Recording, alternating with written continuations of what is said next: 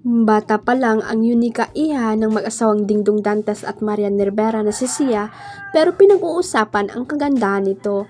May picture si Sia na walang kamakailanan na nag-trending, parang Little Miss naman kasi ito na talagang lutang-lutang ang kagandahan. Tinatawag din na mini version ni Marian si Sia, parang carbon copy ng ina.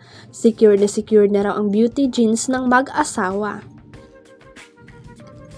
Ang bongga pa kay Sia, hindi lang siya maganda physically, napaka-talentada pa, maganda ang boses at magaling din na swimmer.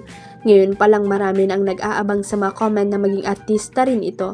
Pero mukhang malabo pa ito mangyari dahil ang goal ni na Marian at Dingdong makatapos muna si Sia ng pag-aaral. Mukhang nasabik ang fans ni Bini Colette Vergara sa ayudang photo niya sa ex noong Webes ng gabi. Inulan agad ito ng magaganda at nakakaaliw na komento. Ang sipag-sipag din naman kasi ni Colette na sumagot sa mga tanong at comment ng fans at casual na tumambay sa ex account niya that night. Pero hindi lang fans ang kumuda sa social media post na ito ng miyembro ng Nations Girl Group.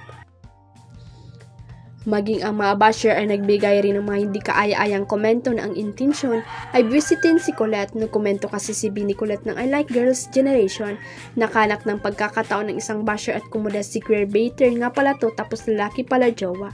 Syempre, hindi ito pinalampas ng Bini Girl at pinatulan ng basher at nag-tweet ito na si basher pala to, walang ibang buhay, kawawa haha. Maraming sumang-ayon at kinampihan si Colette sa komento niyang ito.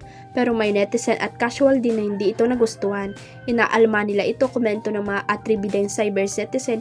Hindi raw ito magandang asal mula si P-pop Queen dahil parang ini-encourage pa nito ang fans na i-dox ang pinagbibintangang basher niya. Huwag kalimutang i-click ang subscribe button at i-ring ang notification bell para sa latest at legit chika updates.